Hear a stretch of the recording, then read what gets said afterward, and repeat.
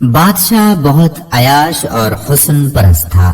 اس کا حرم خوبصورت لڑکیوں سے بھرا رہتا تھا۔ جس لڑکی پر اس کا دل آ جاتا وہ اسے شام اس کے بستر پر پہنچاتی جاتی تھی۔ بادشاہ کا وزیر بہت ہی سمجھدار اور مخلص آدمی تھا۔ ہر کام میں بادشاہ اس کی رائے کو اہمیت بھی دیتا تھا اور ہر مہم میں اس کو ساتھ شریک رکھتا تھا۔ ایک دن محل میں دعوت عام چل رہی تھی۔ سب وزیر اور مشیر اپنی بیگمات کے ساتھ تشریف لائے تھے۔ بادشاہ کی نظر وزیر کی بیوی پر پڑ گئی۔ اتنی حسین عورت تو اس کے حرم میں بھی نہیں تھی جتنی حسین اس کے وزیر کی بیوی تھی۔ حسب معمول بادشاہ کی رال ٹپک پڑی، لیکن مسئلہ یہ تھا کہ اس بار سامنے کوئی عام عورت نہیں بلکہ اس کے عزیز ترین وزیر کی بیوی اور عزت تھی۔ ساری رات وہ سو نہیں سکا اور وزیر کی بیوی کے بارے میں سوچتا رہا۔ اس کو کوئی راستہ نظر نہیں آ رہا تھا۔ آخر کار اس کے دماغ نے ایک منصوبہ بنا لیا۔ صبح ہوئی تو بادشاہ نے وزیر کو دربار میں طلب کر لیا اور اس کو خط دے کر کہا کہ یہ خط فلاں ملک کے بادشاہ تک پہنچانا ہے، لیکن یہ خط تم خود لے کر جاؤ گے۔ اتنے خفیہ خط کے لیے تمہارے علاوہ میں کسی اور پر بھروسہ کر ہی نہیں سکتا۔ وزیر نے ہمیشہ کی طرح بادشاہ سے کہا کہ حکم کی تعمیل ہوگی، آپ کا خط میں خود بحفاظت پہنچا کراؤں گا۔ اگلی صبح وہ سو کر اٹھا اور اپنی بیوی سے مل کر ایک لمبے سفر پر روانہ ہو گیا۔ بادشاہ کو جب اطمینان ہو گیا کہ وزیر سفر پر نکل چکا ہے تو وہ محل سے نکلا اور ٹہلتا ٹہلتا وزیر کے گھر جا پہنچا اور دروازے پر دستک دیے بغیر ہی گھر میں اندر داخل ہو گیا۔ وزیر کی بیوی نہا کر دھوپ میں بیٹھی بال خشک کر رہی تھی۔ بادشاہ سلامت کو اچانک دیکھ کر حیران ہوئی اور اٹھ کر بادشاہ کا استقبال کیا اور کہنے لگی کہ حضور کا اقبال بلند ہو، آج ہم غریبوں کے گھر میں کیسے تشریف لے آئے؟ بادشاہ کہنے لگا کہ میں سیر کرتا کرتا ادھر کو آ نکلا تھا، سوچا کہ تم اپنے شوہر کے بنا گھر میں اکیلی ہوگی، تم سے پوچھاؤں کہ کسی چیز کی کوئی ضرورت تو نہیں، اور خیال رکھنا میری ذمہ داری بھی بنتی ہے۔ بادشاہ کی تواضع کی گئی۔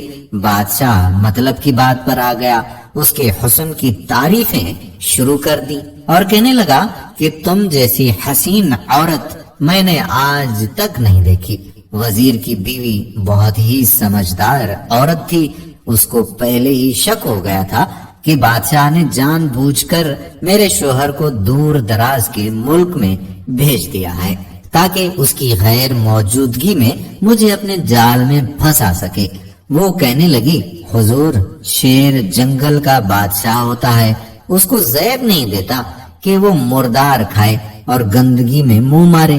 جب حکمران خود لٹیرے بن جائیں تو عوام انصاف لینے کس کے پاس جائیں؟ جھوٹے برتن میں منہ مارنا بادشاہ سلامت کی شان کے خلاف ہے۔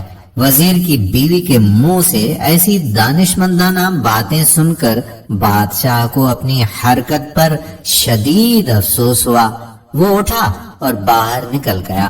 دوسری طرف وزیر جب تھوڑا آگے گیا تو اس کو یاد آیا کہ بادشاہ کا خط تو وہ گھر کے تکیے کے نیچے ہی بھول آیا ہے۔ اس نے گھوڑا واپس موڑا اور خط لینے اپنے گھر روانہ ہوا۔ اپنے گھر پہنچے تو تکیے کے نیچے خط نکالتے وقت اس کی نظر پلنگ کے نیچے پڑی، بادشاہ کے نال یعنی چپل پر پڑی جو وہ جلدی میں بھول گیا تھا۔ فیروز کا سر چکرا کر رہ گیا اور وہ سمجھ گیا کہ بادشاہ نے اس کو سفر پر اس لیے بھیجا تاکہ وہ اپنا مطلب پورا کر سکے۔ فیروز کسی کو کچھ بتائے بغیر چپ چاپ گھر سے نکل گیا۔ خط لے کر وہ چل پڑا اور کام ختم کرنے کے بعد بادشاہ کے پاس واپس آیا تو بادشاہ نے انعام کے طور پر اسے 100 دینار دیے۔ فیروز دینار لے کر بازار گیا اور عورتوں کے استعمال کے کچھ کپڑے خرید لیے۔ پھر وہ گھر پہنچ کر بیوی کو سلام کرنے لگا اور کہا کہ چلو آپ کے ماں باپ کے گھر چلتے ہیں۔ बीवी ने पूछा कि ये क्या है?